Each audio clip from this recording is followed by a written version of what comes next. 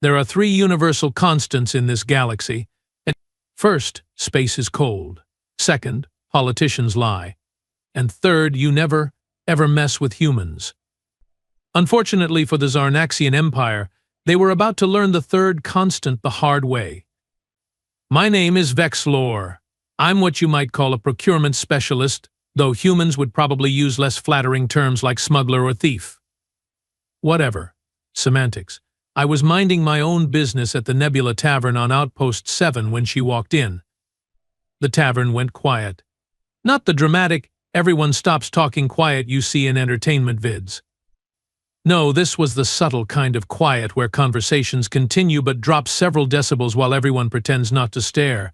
Humans have that effect on establishments outside their territory. She scanned the room with piercing blue eyes that seemed to calculate threat assessments with military precision.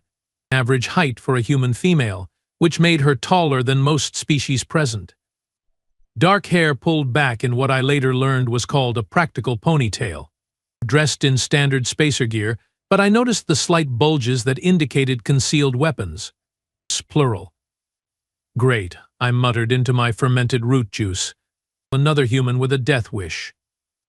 The Nebula Tavern was neutral ground, technically speaking. But with three Zarnaxian officers drinking in the corner booth, neutral was a flexible concept. Humans and Zarnaxians mixing had all the safety of combining volatile chemicals. The human revolution against Zarnaxian occupation 2 solar cycles ago had left both sides with grudges deeper than black holes. She took the stool next to mine. Of course she did. I'm looking for Vexlor, she said without looking at me. Her voice was calm, controlled, but with an undercurrent that raised the ridges along my spine. I swirled my drink casually. Never heard of him. That's interesting, she replied, finally turning those calculating eyes toward me. Because you responded to that name when the bartender called your tab 5 minutes ago. I sighed dramatically. Fine. Congratulations on your functioning auditory organs. What do you want? I don't work with humans. You will work with me. Not a question. Not even a threat. Just absolute certainty. Look, human. Alexa Morgan. Look, Morgan. Do you see those 3 purple-skinned gentlemen in the corner wearing Zarnaxian military insignia? They don't like humans. I don't like Zarnaxian prison camps. Simple math. Morgan took a sip of my drink without asking. Rude. I need transport to Nexus Station, no questions asked. I'm told you are the best. Flattery won't. It's not flattery. It's reconnaissance. I don't work with second-rate operators. I couldn't help but laugh. You have got quad steel nerve, I will give you that. But I value my hide. Transport to Nexus means crossing 3 Zarnaxian checkpoints. Morgan leaned closer. I will pay triple your standard rate. My antennae twitched involuntarily. Triple rate? That would set me up for a half cycle easy. Still.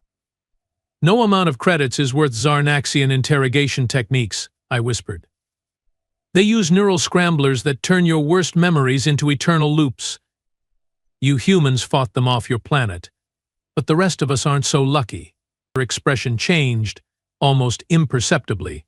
Something dark and cold passed behind those blue eyes. They didn't just attack Earth, she said quietly. My family was on Proxima Colony when the Empire decided to make an example of it. 20,000 civilians. No warning, no survivors. What? The tavern's ambient noise seemed to fade as I processed this information. The Proxima Purge was infamous. The Zarnaxian Empire had obliterated the human settlement to discourage further resistance. Instead, it united Earth like nothing before. Within a month, humans had somehow repelled forces that had conquered 17 other species. Sorry about your family, I said awkwardly. But that's exactly why I can't help you. The Empire. The Empire took everything from me, Morgan interrupted. Her voice remained eerily calm. Now I'm going to return the favor. That's when I noticed she wasn't looking at me anymore, but past me, at the reflection in the tarnished metal wall behind the bar. The Zarnaxian officers had noticed her and were approaching. Human, the largest one, sneered, his translator struggling with the harsh consonants of their language. "This sector is restricted. Your presence is a violation of Security Directive 1147. Morgan didn't turn around. "There's no such directive. This outpost is neutral territory under the Galactic Concordat." The Zarnaxian officer's head frills flared in anger. "Bad sign. Your kind butchered our warriors, defied the natural order. Now you dare quote treaties at me?" I tried to shrink into my seat. This was exactly the situation I'd hoped to avoid. The other patrons were quickly finding reasons to leave. Morgan slowly rotated her stool to face them. "I suggest you return to your table, officer. I'm having a business discussion." The Zarnaxians exchanged glances, clearly surprised by her calm defiance. The leader's hand moved toward his sidearm. "Perhaps we should continue this conversation at the security station." What happened next occurred so quickly I almost missed it, despite my species' rapid visual processing. Morgan moved not with the clumsy heaviness humans are known for, but with fluid precision. The lead Zarnaxian's arm was suddenly bent at an unnatural angle. His weapon clattered to the floor as he dropped to his knees, emitting a high-pitched, keening sound. The other two officers reached for their weapons, but Morgan had already retrieved something from her boot, a small blade that flashed as it embedded itself in the second officer's shoulder, but precisely where Zarnaxian nerve clusters are located. He collapsed, paralyzed but conscious. The third officer managed to draw his plasma pistol, but Morgan closed the distance between them with 2 quick strides. She simply pressed her index finger against his throat, applying pressure to a specific point. His eyes rolled back, and he joined his companions on the floor. 10 seconds. 3 incapacitated Zarnaxian military officers. No fatalities. The bartender, a 6-limbed Krell, clicked his mandibles nervously. "They will bring reinforcements. You should leave. Both of you." Morgan returned to her stool and finished my drink. "So, about that transport to Nexus Station." I stared at her, then at the groaning Zarnaxians. "Are you insane? You just assaulted Imperial officers." "Self-defense," she corrected. "And I didn't kill them. That would attract attention I don't need yet." The word yet hung in the air between us. "What exactly are you planning at Nexus Station?" I asked, already knowing I'd regret the question. "The Zarnaxian High Command holds their strategic summit there in 3 days. Grand Marshal Drex will be personally attending." My blood turned cold. Grand Marshal Drex, the architect of the Proxima Purge, the butcher responsible for countless atrocities across the galaxy. The supreme military commander of the entire Zarnaxian Empire. "You are going to assassinate Drex?" I whispered, horrified. "That's suicide. Nexus Station has more security than the Imperial homeworld." Morgan's expression remained neutral. "I'm not going to assassinate him." I felt momentary relief. "That would be too merciful," she continued. "I'm going to destroy everything he's built. The Empire will remember Earth for generations to come." The conviction in her voice made my exoskeleton crawl. Humans are terrifying when they set their minds to something. "Look, I sympathize with your loss, truly. But this is madness. One human against the Empire? Even your species has limits." Morgan finally smiled. It wasn't pleasant. "That's where you are wrong, Vex Lore. Humans don't accept limits, and I'm not alone." She tapped a small device on her wrist. "I have friends. Resourceful friends with access to weapons the Zarnaxians have never encountered." "What kind of weapons could possibly?" An explosion rocked the outpost, distant but powerful enough to make the glasses rattle. The emergency sirens wailed. The tavern's informational display flickered with security alerts. "That," Morgan said calmly, "would be my distraction." The display showed Zarnaxian troops rushing toward the commercial docking bays, away from where we needed to go. "You planned this," I realized. The confrontation with the officers, the explosion, you knew I'd be here. Like I said, reconnaissance. We have been watching you for weeks. You have the fastest ship in this sector and intimate knowledge of Imperial security protocols. And most importantly, you hate the Empire almost as much as I do. I nearly choked. What? I never said. You didn't have to. The Empire enslaved your homeworld, extracted resources until nothing was left. Your people are now scattered refugees. You may play the neutral profiteer, but those scars on your neck ridge weren't from a business transaction gone wrong. They are Imperial interrogation marks. I instinctively raised a hand to cover the scars. How could she possibly know? My ship is impounded, I said weakly, making one last attempt at resistance. Morgan glanced at her wrist device. Not anymore. Bay 16 has mysteriously unlocked, and the security system is experiencing a temporary malfunction. We have 18 minutes before they realize what's happening. The tavern door burst open as more Zarnaxian troops entered, weapons raised. They spotted their fallen comrades and then Morgan. Time to go, she said, grabbing my arm with surprising strength. Unless you'd prefer to explain to them why you were consorting with a human. This is kidnapping. I protested as she pulled me toward the back exit. I prefer to call it aggressive recruitment, Morgan replied, shoving me through the door into the service corridor. Besides, triple rate, remember? We sprinted through maintenance tunnels, Morgan navigating with uncanny precision using her wrist device. Alarms blared throughout the outpost. Announcements in multiple languages declared a security lockdown. How are you doing this? I panted as we rounded another corner. The outpost systems are supposedly unhackable. Morgan didn't even look winded. Earth didn't just develop weapons during the occupation. We created other specialties too. We reached the docking bay, and sure enough, there was my precious ship, the Ventura. The security barriers were offline, and the pre-flight sequence was already running.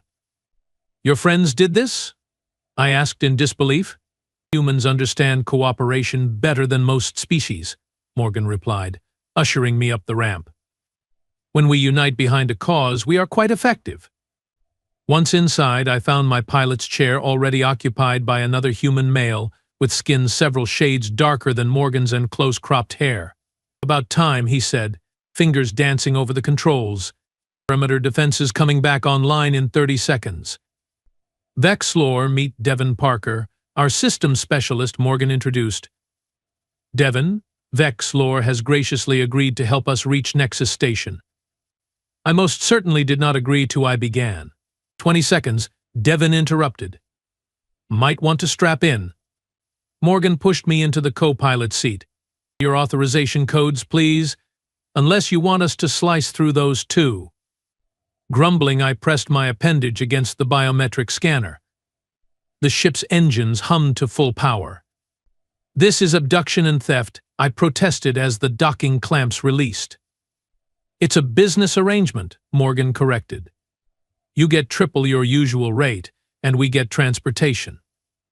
Plus, you avoid explaining those unconscious officers to Imperial authorities. Devon guided the Ventura out of the bay just as the security barriers flickered back to life behind us. Within moments, we were accelerating away from Outpost 7, pursued by 2 Zarnaxian patrol vessels. Can this thing outrun Imperial patrols? Morgan asked. Despite my situation, I felt offended. The Ventura can outrun anything in this sector. Watch. Watch. I took control, executing a series of maneuvers that left our pursuers struggling to compensate. Minutes later, we jumped to subspace, leaving the outpost and the patrol ships far behind. Impressive, Morgan admitted. Now set course for Nexus Station. You realize this is insanity, right?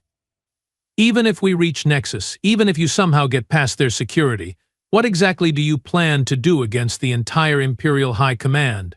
Morgan exchanged a look with Devon. Something unspoken passed between them. Show him, she said. Devon hesitated. Are you sure? Protocol says. He's part of this now. Show him. Devon tapped on his portable terminal, bringing up a series of schematics. I didn't recognize the technology at first, but as the design rotated in the holographic display, cold dread washed over me. What is that?" I whispered, though I was beginning to understand. "That," Vexlor Morgan said quietly, "is how one human plans to bring down an empire." The schematics continued to rotate, revealing a weapon unlike anything I'd ever seen. And in that moment I realized the galaxy was about to change forever. The weapon schematics hovering before me defied comprehension. Not because the technology was particularly advanced, though it certainly was, but because of what it represented. Humans weren't supposed to have this level of technological sophistication. The Zarnaxian Empire had occupied Earth precisely because humans were considered a primitive species with potential but limited capabilities. "This is impossible," I muttered, circling the hologram. "The Empire monitored all Earth technology development. There's no way you could have built this in secret." Morgan's lips curved into that unsettling smile again. "The Empire monitored what we wanted them to see. They were so busy confiscating our conventional weapons that they never bothered to understand what makes humans truly dangerous." "Which is?" I asked, unable to tear my eyes from the schematics. "Creativity," Devon answered, shutting down the hologram. "Adaptability. Spite. Especially spite," Morgan added. "Never underestimate the motivation of a species that operates on spite." I collapsed into my chair, antennae drooping as the implications sank in. "So what exactly is your plan? Smuggle this thing onto Nexus Station and then what? But even if you succeed, the Empire controls thousands of worlds. They will hunt down every human in existence." "They can try," Morgan said, her voice hardening. "But after Nexus there won't be much of an empire left to do the hunting." The casual way she discussed galactic genocide sent shivers through my carapace. Humans had always been frightening, but this cold calculation was something else entirely. "Look," I said, trying a different approach. "I understand wanting revenge, but this goes beyond revenge." "This is justice," Morgan interrupted. "The Empire didn't just kill my family. They have subjugated 17 species, destroyed 12 civilizations, and committed atrocities that don't even have names yet. Someone needs to stop them." "And that someone is you? 3 humans with a fancy weapon?" Morgan and Devon exchanged another look. "Not just us," Devon said, tapping his communication device. A new hologram appeared, showing a map of Nexus Station with dozens of blinking lights scattered throughout its levels. "What am I looking at?" I asked, though I was beginning to suspect. "Agents," Morgan explained. "Humans, yes, but also Tellurians, Vosks, Quinty representatives from every species the Empire has harmed. All in position, waiting for our arrival." My mind reeled. "You have built a resistance network? Right under the Empire's sensors?" "The Empire sees what it expects to see," Devon said with a shrug. "And it expects obedience." The Ventura's navigation system chimed, indicating we were approaching the first checkpoint on our journey to Nexus. I slumped lower in my seat, weighing my options. I could betray them at the checkpoint, possibly earning a pardon from the Empire. Or I could continue with this madness and likely die alongside these vengeful humans. Neither option appealed to me. "I need to know what that weapon does before we go any further," I said firmly. "If you are planning to blow up Nexus Station, I won't be part of it. There are civilians there, including members of my own species." Morgan's expression softened fractionally. "We are not terrorists, Vexlor. The weapon isn't designed to kill indiscriminately." "Then what does it do?" Before she could answer, the ship's proximity alert sounded. A massive Zarnaxian battlecruiser had appeared on our sensors directly in our path. "That's not a checkpoint vessel," I said, panic rising. "That's the Dominion, Admiral Krell's flagship. How did they find us so quickly?" Devon's fingers flew across the controls, scanning for tracking devices. "We are clean. They must have predicted our course." The communications system crackled to life. Unidentified vessel. This is Imperial Battlecruiser Dominion. You have entered restricted space. Power down your engines and prepare for boarding. Morgan remained unnaturally calm. Options? I ran calculations frantically. We can't outrun a battlecruiser, and we certainly can't outgun it. We don't need to, Devon said, pulling up a star chart. There's a plasma nebula 3 parsecs from here. If we can reach it, their sensors won't be able to track us. The nebula is unstable, I warned. One wrong move and we will be ionized. Morgan strapped herself into a seat. Can you navigate it? I hesitated. Theoretically, yes, but... The Dominion is powering weapons, Devon interrupted. Nebula it is, I decided, plotting the course. Hold on to something. I pushed the Ventura to speeds that made its frame groan in protest. The battlecruiser fired, but its targeting systems couldn't quite compensate for our erratic trajectory. Energy beams sizzled past us, close enough to temporarily overload our rear shields. They are launching fighters, Devon reported. Fantastic, I muttered. Because this wasn't suicidal enough already. The swirling gases of the plasma nebula loomed ahead, a maelstrom of purples and blues that would either be our salvation or our crematorium. Entering the nebula in 15 seconds, I announced, my appendages dancing across the controls, rerouting power to forward shields. This is going to get bumpy. Define bumpy, Morgan requested, gripping her seat. Remember those Zarnaxian officers you dropped in the tavern? Imagine how they felt, then multiply by a factor of 10. We plunged into the nebula, and immediately the ship began to shake violently. Alarms blared as external sensors went haywire. The pursuing fighters, lacking the Ventura's specialized shielding, wisely pulled back rather than follow us in. The battlecruiser maintained pursuit, but at a more cautious distance. Can they still track us? Morgan asked. Not precisely, I answered, making minute adjustments to our course.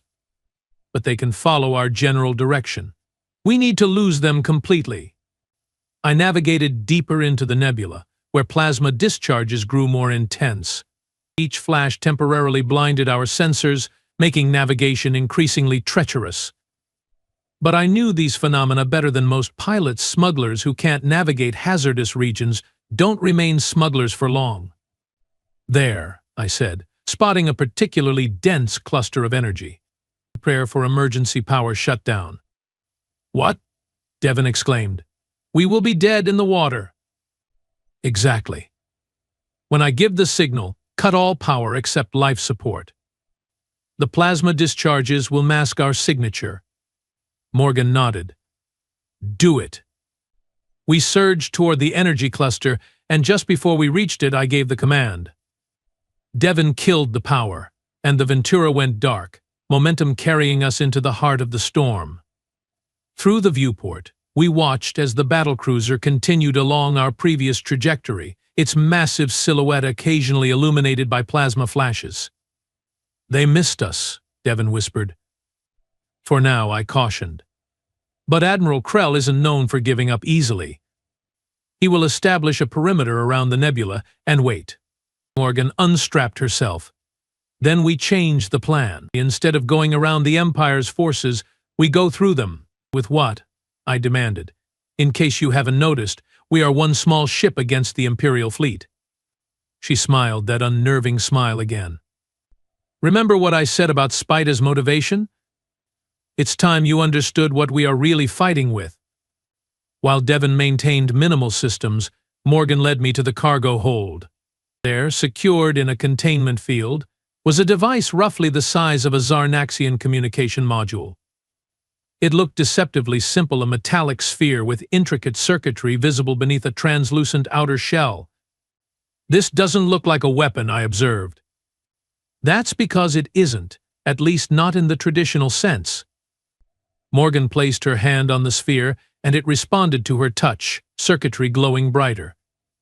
The Zarnaxians conquered through conventional warfare, ships, troops, bombardments. But humans realized early in the occupation that we couldn't win that way. So what did you do? We fought differently. This device is called Prometheus. I recognize the reference from my studies of human mythology. The Firebringer? The one who stole from the gods? Morgan looked impressed. You know your Earth legends. Yes, Prometheus brought fire to humanity against the gods' wishes. This device brings something else: information freedom. I don't understand.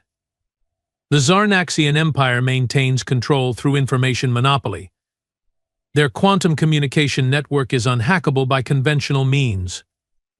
It coordinates their fleets, their troops, their entire government. What if that network suddenly belonged to everyone? The implications hit me like a gravity wave. You are going to hack their entire system? That's impossible, Morgan finished.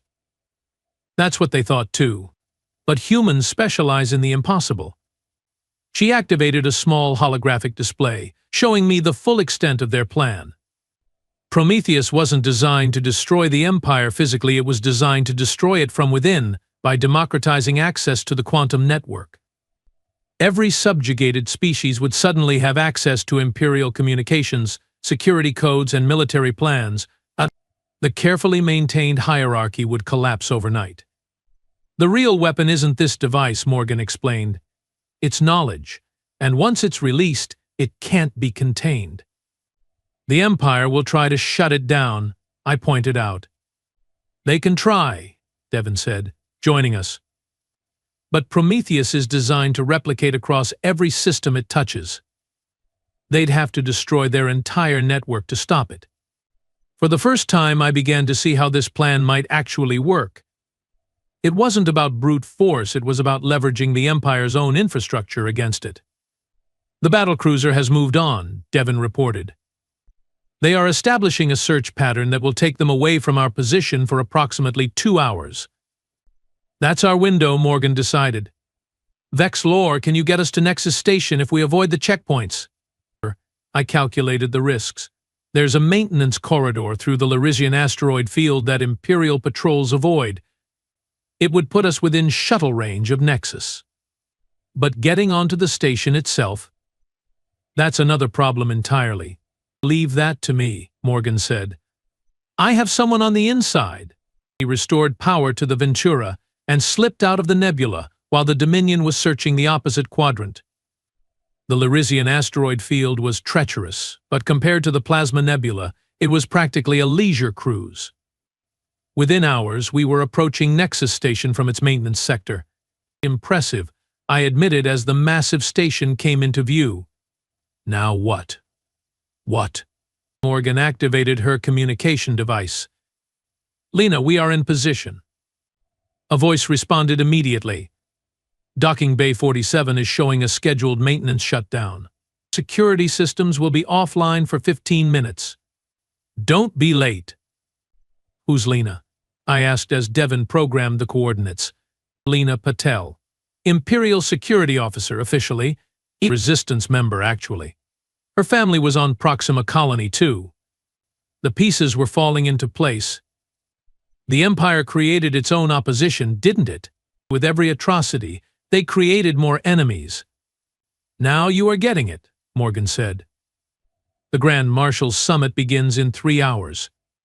That's when we will activate Prometheus.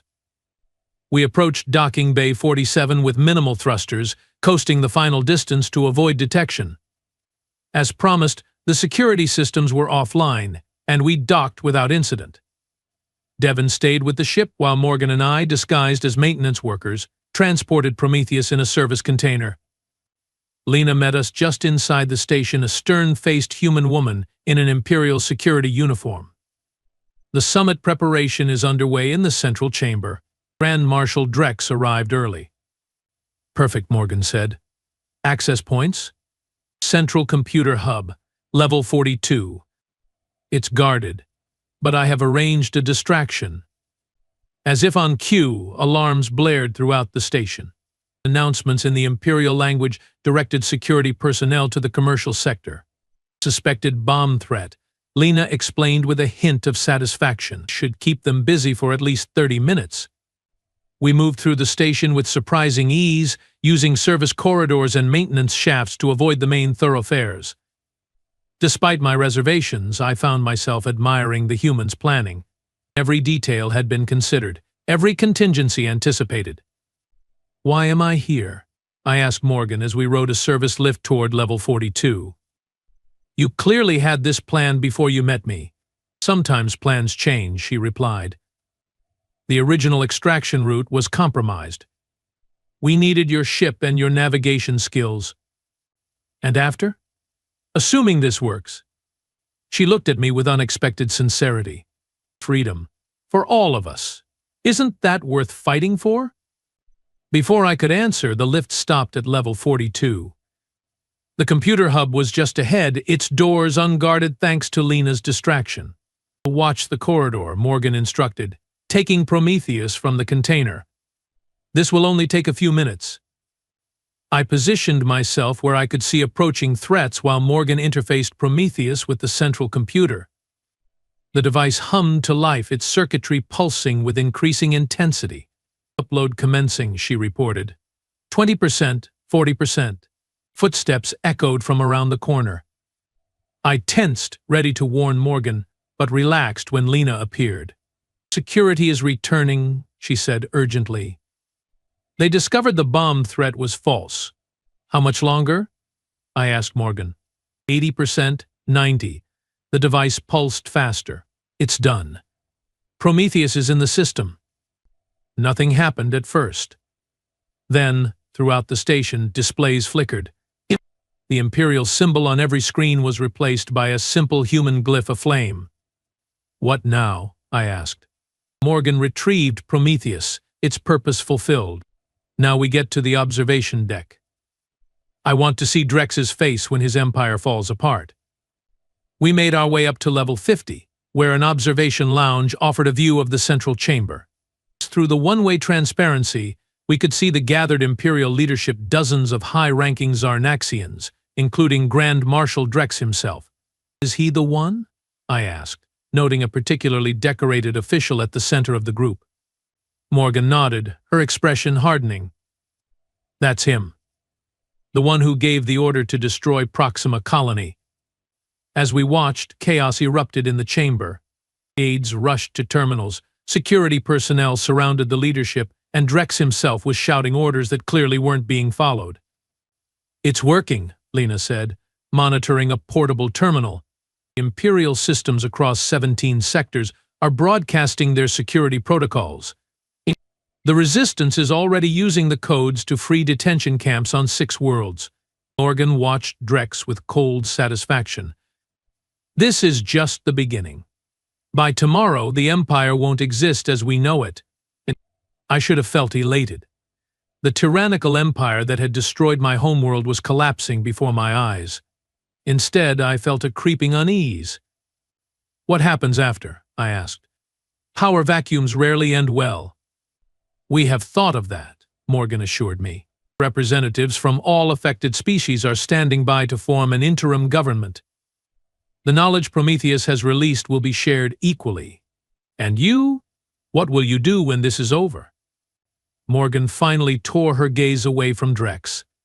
"I don't know. For so long, this has been my only purpose." An explosion rocked the station, throwing us against the wall. Emergency systems activated, and the observation lounge sealed automatically. "What was that?" I demanded. Lena checked her terminal. Drex ordered the destruction of the main computer core. "He's trying to stop Prometheus." "Too late," Morgan said with grim satisfaction. "It's already spread beyond Nexus. The Empire's secrets belong to everyone now." Another explosion, closer this time. The station shuddered. "He's going to destroy the entire station," Lena realized, "rather than lose control." "We need to evacuate," I insisted. "Get back to the Ventura." Morgan nodded reluctantly. "Let's go." We fought our way through panicked crowds, smoke-filled corridors, and failing gravity systems. The station was tearing itself apart not from Prometheus, but from Drex's desperate attempts to contain it. When we finally reached Docking Bay 47, Devon had the Ventura's engines hot and ready. What happened? He demanded as we scrambled aboard. Drex chose destruction over defeat, Morgan explained, strapping in. Typical Imperial thinking. I took the controls, guiding the Ventura away from the deteriorating station. Behind us, Nexus began to break apart, secondary explosions cascading through its structure. All that life wasted, I murmured. And for what? Not wasted, Lena corrected, showing me her terminal. Most of the evacuation pods launched successfully. And look. The screen displayed feeds from across the galaxy. On world after world, Imperial forces were standing down, faced with populations who suddenly had access to their command codes and protocols. In some places, celebrations had already begun. It worked, Morgan said softly, watching the feeds. It actually worked. As we accelerated away from the dying station, I realized I was witnessing the birth of a new galactic order. One built not on conquest, but on shared knowledge. What will you call it? I asked. This new alliance of species? Morgan considered for a moment. The Prometheus Concordat. A reminder that knowledge freely shared is the greatest weapon against tyranny. I nodded, piloting us toward open space. Well, I suppose I'm out of a job now. Smuggling isn't as profitable without an oppressive regime to smuggle against.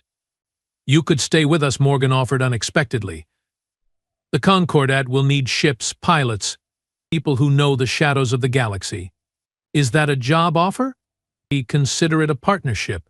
As stars streaked past our viewport and reports of Imperial collapse continued to flood in, I found myself considering her offer.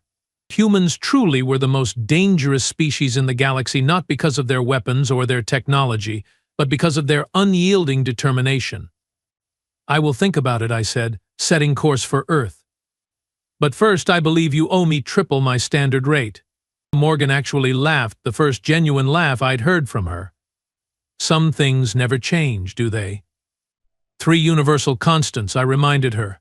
Space is cold, politicians lie, and you never, ever mess with humans.